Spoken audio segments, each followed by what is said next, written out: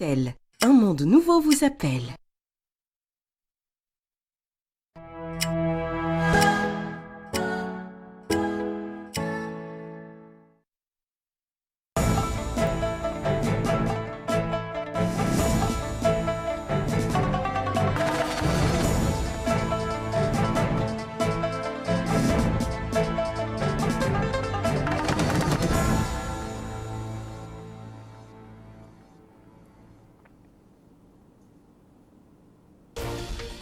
Une visite, celle d'information qu'effectue actuellement à Nadrar le ministre de la Santé, l'occasion pour lui de s'informer sur l'avancement des travaux sur le chantier de l'hôpital régional d'Attar.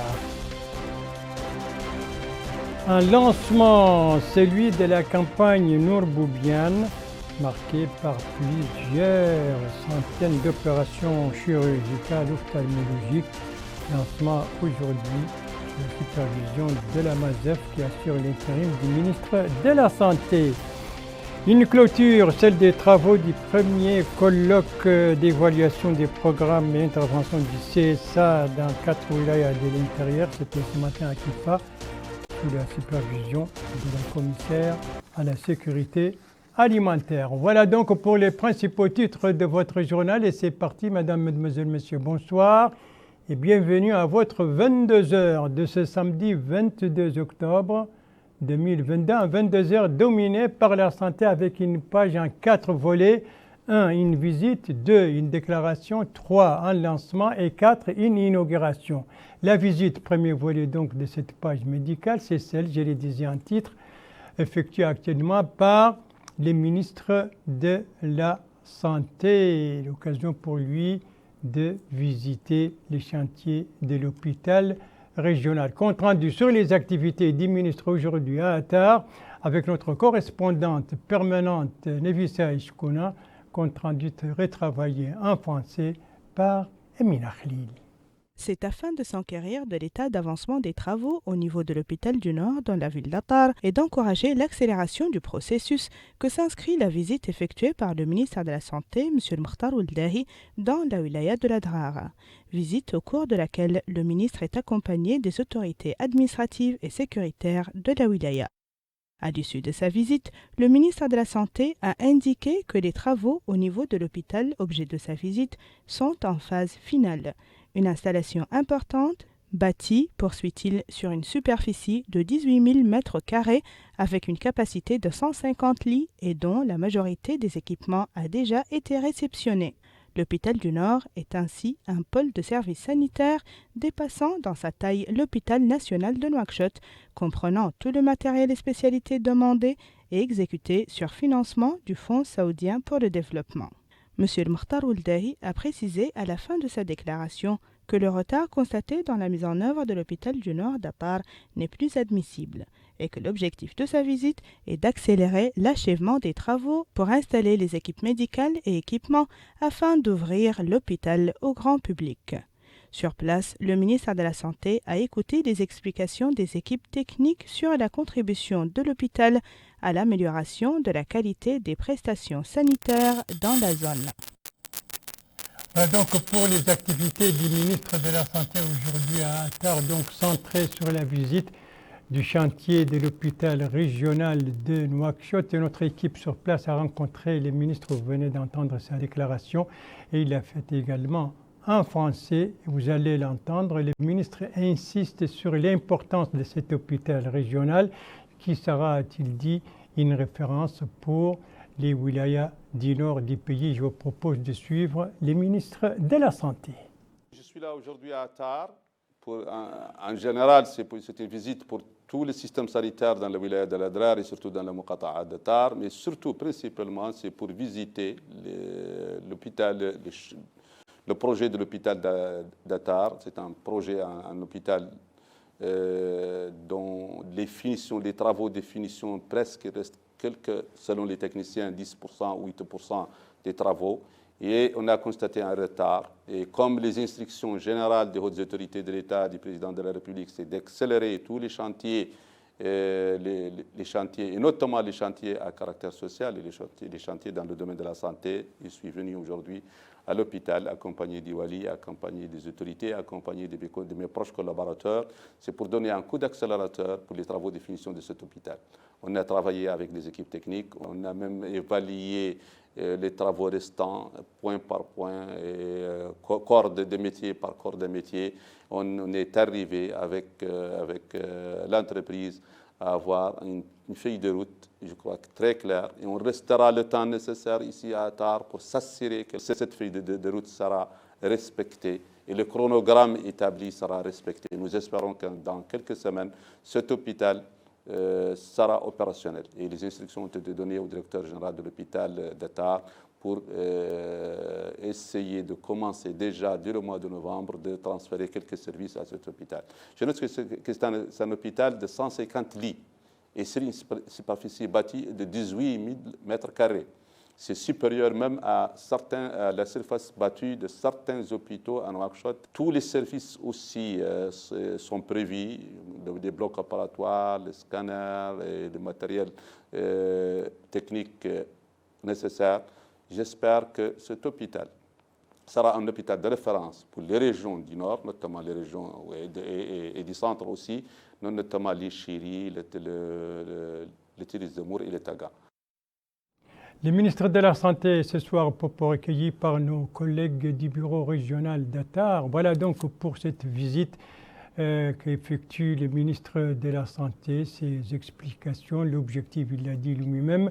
Donc c'était le premier volet de notre page médicale. Deuxième volet, c'était la déclaration. Troisième volet maintenant, c'est le lancement de la 5e édition de la campagne Nour Boubiane. C'était ce matin à Nouakchott sous la supervision de la MASEF, la ministre de l'Action sociale, de l'enfance et de la famille, au nom de son collègue de la santé, Dr Assir, l'intérim. Alors, cette campagne qui a été lancée aujourd'hui, quel est son objectif, qui l'organise? Élément de réponse avec Mohamed Khattat. Ce sont 1200 citoyens mauritaniens qui vont bénéficier d'opérations chirurgicales gratuites contre la cataracte effectuées à Nouakchott dans le cadre de la 5e campagne de Nour Boubiane sous la supervision de l'Organisation caritative islamique internationale en étroite collaboration avec le ministère de la Santé et en coordination avec l'association La Haute Main.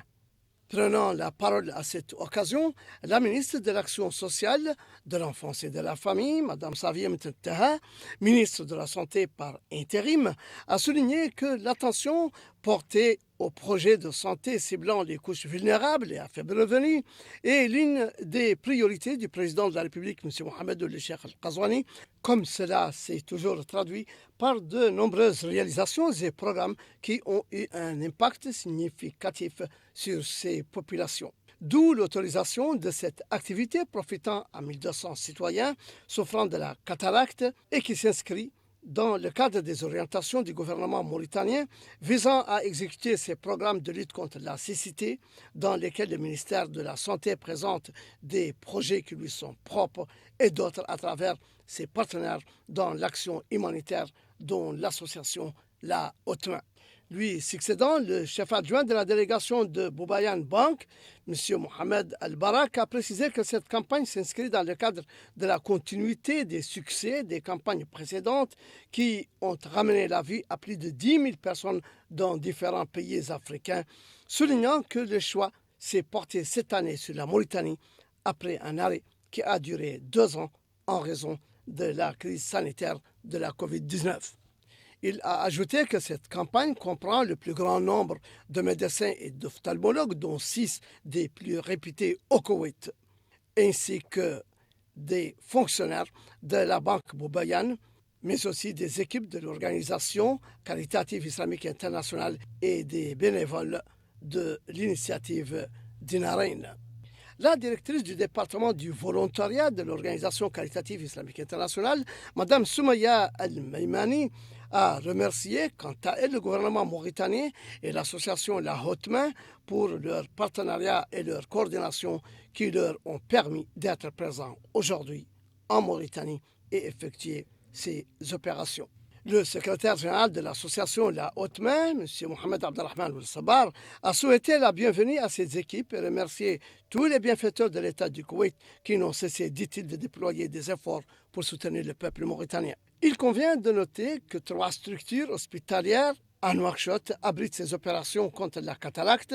Il s'agit du Centre hospitalier national, du Centre de lutte contre la cécité de l'Haï Saken et l'hôpital Le Chourouk, où les spécialistes opérant les patients, dont certains viennent de l'intérieur du pays, ont loué les bonnes conditions dans lesquelles se déroule leur travail et remercient la Mauritanie de les avoir accueillis et de leur permettre d'effectuer ces interventions. Encore faut-il rappeler que ici et là, dans chacune de ces structures hospitalières, les opérations ont été réussies, redonnant espoir et vue aux populations qui en ont bénéficié. Et le nombre total d'opérations donc prévues dans le cadre de cette campagne, 1200 opérations dans le cadre de cette campagne qui a été lancée aujourd'hui, une campagne qui permet également un transfert de technologies dans le domaine ophtalmologique. 4e et dernier volet de cette page médicale, une inauguration. De quelle inauguration s'agit-il? Eh bien, de l'inauguration d'une unité sanitaire dans la localité de Mouftah al-Khair qui relève de la commune de Mbalal, tout cela dans la wilaya du Trarza. L'inauguration, c'était aujourd'hui, c'est une inauguration, cette unité, c'est le fruit d'une coopération avec Beit Zakat koweïtien. Compte rendu sur cette inauguration et sur cette unité sanitaire avec notre correspondant permanent là-bas, Ahmed Doundamar, compte rendu revient en français par Abdoulaye Demeba. La localité de Mouftah al-Khair, relevant de la commune de Mbalal, traîne un centre de santé flambant neuf. Cette structure sanitaire est dotée de différentes spécificités permettant au bon fonctionnement de ce centre de santé, ce qui permettra aux habitants de pouvoir bénéficier des prestations sanitaires de cette structure dans de meilleures conditions. La réalisation de cette infrastructure entre dans le cadre de la coopération mauritano-koweïtienne avec l'appui et l'apport de la Fondation koweïtienne. Le chargé de mission au ministère de la Santé, Ahmed Jidoul Zeyn, a affirmé que plusieurs infrastructures sanitaires ont été érigées ces 3 dernières années, ce qui, dit-il, au profit de 600 000 citoyens du pays. Ce qui, souligne-t-il par ailleurs, a permis aux citoyens de tous les coins du pays à pouvoir bénéficier des prestations sanitaires nécessaires. Il a en outre mis en avant d'autres réalisations dont l'objectif est de permettre aux citoyens démunis de pouvoir se soigner et disposer des médicaments dont le programme Yasser. Le maire de Mbalal, Khoutoul Mbalil, a au nom des habitants fait part des appréciations et remerciements des populations à l'endroit de l'État du Koweït pour ces réalisations. Par la suite, plusieurs personnalités qui ont pris part à cette cérémonie ont pris la parole. Ils ont tour à tour apprécié la réalisation de ce centre de santé et ont aussi exprimé leur satisfaction et remerciements à l'endroit de l'État du Koweït pour leur assistance et coopération qui couvrent plusieurs secteurs, dont l'énergie, l'éducation, la santé, l'hydraulique, entre autres. Au cours de cette journée d'inauguration, le personnel soignant a prodigué des soins et effectué des analyses pour les résidents. Ils ont aussi offert des médicaments aux patients. Voilà donc pour cette inauguration, voilà pour la page médicale en 4 volets donc. Et ce ne sont pas les images de cette page de santé, ce sont les images qui nous amènent à Kifa, notre prochaine étape. Kifa, la capitale de la Saba, où se trouve la commissaire à la sécurité alimentaire qui a visité plusieurs services, aujourd'hui relevant de son département. Et cela après avoir supervisé la clôture des travaux du premier des colloques d'évaluation de l'action et du programme, de l'intervention et des programmes du CSA dans 4 wilayas de l'intérieur du pays, à savoir les deux Audes, la Saba et le Tagan. Colloque dont les travaux ont duré 2 jours. Merci de suivre les ITF de Mauritania. La suite du journal donc. On vient de voir l'étape de Kifa. Maintenant, ça va nous conduire à Kayedi, la capitale du Gorgol. Kayedi, dont l'ENI, l'école normale des instituteurs, veut jouer et joue un rôle fondamental dans le renforcement et l'ancrage de l'esprit l'esprit de l'école républicaine. Et pour cela, cette uni de Kaïdi a vu un renforcement de ses capacités tant humaines que logistiques. C'est ce qu'a constaté notre correspondant permanent là-bas, Abdallah Issouvi, dont le compte-rendu est revu en français par Mohamed Khattat.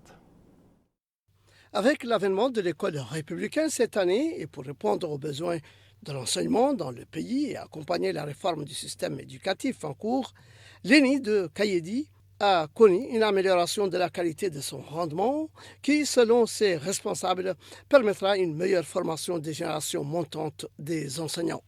Le directeur de l'école, M. Ibrahim Ould Salem Ould Deike, a précisé que l'école normale des instituteurs de Kaïdi s'est renforcée avec 25 nouveaux formateurs, ce qui a permis, dit-il, de réduire les effectifs des élèves enseignants dans les classes, passant de 22 à 11 seulement. Sachant que les candidats postulant pour accéder à l'école doivent remplir des critères bien définis. Une réduction des effectifs dans les classes qui est un facteur important de la réussite du personnel d'encadrement en vue d'un enseignement de qualité, autant dans son volet académique que professionnel. Les formateurs sont unanimes sur cet aspect de leur mission, rappelant que la première année de la formation est consacrée à l'enseignement académique linguistique et la seconde à la professionnalisation grâce à un enseignement didactique et pédagogique, avec ce que cela comporte comme stage et application. La nouveauté cette année est que les programmes éducatifs ont été affinés, les méthodes innovantes introduites et les formateurs ont été formés là-dessus pour concrétiser les réformes du secteur et créer une génération d'enseignants répondant aux besoins de l'enseignement dans le pays. Les élèves enseignants ont déclaré vouloir se procurer les bienfaits de ces réformes, qu'ils sont déterminés à assumer cette responsabilité et contribuer à l'ancrage de l'école républicaine qui donne l'égalité des chances pour tous les Mauritaniens à l'accès à un enseignement de qualité dans un climat d'entente et de fraternité, surtout dans l'enseignement fondamental, pierre angulaire des stratégies adoptées. L'école normale des instituteurs de Kaïdi et son rôle dans l'ancrage de l'esprit de l'école républicaine, cette école qui marque cette année l'année scolaire, puisque cette année marque donc caractérisée par l'entrée en vigueur donc justement de ce projet très cher au président de la République, le projet de l'école républicaine, un projet également qui commence à faire son bout de chemin un peu partout à travers les pays, c'est notamment le cas à Boulay-Noir, dans la wilaya de Dakhlet Nouaïb, constat de notre correspondant permanent là-bas, Abdallah Zouber, compte rendu revue en français par Abdoulaye Demeba. L'école numéro 2 de Boulay-Noir accueille un nombre important d'apprenants pour la première année du fondamental. Ces salles de classe concentrent ainsi les différentes composantes nationales qui constituent un vœu derrière la mise en place d'une école républicaine. Ces résidentes expriment sa satisfaction pour cette nouvelle donne. Elle a remercié le personnel pédagogique, le directeur de cette école et l'association des parents d'élèves. Le président de l'association des parents d'élèves de Boulay-Noir a remercié les autorités pour cette mesure visant à mettre en place une école pour tous. Il a aussi salué l'adoption de l'uniforme scolaire. Cet inspecteur de l'enseignement a pour sa part déclaré qu'il existe 2 écoles pour le fondamental au niveau de Boulay-Noir. Chaque école, souligne-t-il, est dotée de 6 salles de classe. Il a par ailleurs affirmé que l'affluence est bonne au niveau de chaque salle de classe. Ils ont un nombre d'élèves avoisinant 50 par salle. Il a enfin déclaré que l'école républicaine est une solution pour vivre dans la cohésion sociale. Quant à cet enseignant, au sein de l'école numéro 2 de Boulay-Noir, il a indiqué que l'enseignant joue un rôle essentiel pour la mise en œuvre de l'école républicaine. Il a aussi, dans ce cadre, salué le rôle du personnel enseignant. Voilà pour le pédagogique donc, qui nous a amené à Kaïdi, à Boulay-Noir, dans le cadre donc de l'instauration de l'esprit, du renforcement de l'esprit de l'école républicaine entrée en vigueur donc pour cette année scolaire marquée par donc l'entrée en vigueur de la loi d'orientation sur la réforme du système éducatif. On va terminer par une page sportive dont on voit des images. Les voilà, eh bien, page sportive relative aux arts martiaux avec cette session de formation internationale, une session organisé par la Fédération du Jiu-Jitsu et discipline similaire. Coup d'envoi ce matin à Nouakchott sous la supervision du directeur des sports de haute compétition au ministère de la Culture, de la Jeunesse et des Sports. Durée de cette formation, 3 jours. Encadrement des experts venant de l'Italie, des experts bien sûr dans ce domaine, et puis participants, une 60aine de participants donc, et l'objectif c'est de renforcer les capacités de ces participants, et ceci dans la perspective et en vue de participer à des compétitions régionales ou internationales. Et ce serait cette formation donc en matière d'arts martiaux que se termine ce journal. Merci à vous, mesdames, mesdemoiselles, messieurs, de l'avoir suivi. Merci bien entendu aux équipes rédactionnelles et techniques qui ont participé à sa conception. Je vous en rappelle les principales informations. Ici, nous sommes à Attar avec la visite d'information entreprise là-bas par le ministre de la Santé, l'occasion pour lui de s'informer sur l'avancement des travaux sur les chantiers de l'hôpital régional d'Attar, hôpital qu'il considère comme un hôpital important pour les wilayas du Nord. Ici, nous sommes à Nouakchott, qui a abrité aujourd'hui le lancement de la campagne, de la 5e édition de la campagne Nour-Boubiane, qui sera marquée par plus de 1200 opérations chirurgicales ophtalmologiques. Et là, nous sommes à Kifa, la capitale de la Saba, où se trouvait la commissaire à la sécurité alimentaire qui a visité plusieurs services relevant de son département, et qui a présidé également la clôture du premier des colloques d'évaluation de l'intervention et des programmes du CSA dans 4 wilayas du pays, à savoir les 2 Rhodes, la Saba et le Tagan. Voilà, le GTF reviendra demain à la même heure, 22h, et vous serez en compagnie, suivant le planning de service, vous serez en compagnie d'Ndei Saou Sidi. Quant à moi, il ne me reste plus qu'à vous souhaiter une très très bonne fin de soirée, une très très bonne fin de semaine, et à vous donner rendez-vous, Inch'Allah, vendredi prochain à la même heure, 22h. Bonsoir.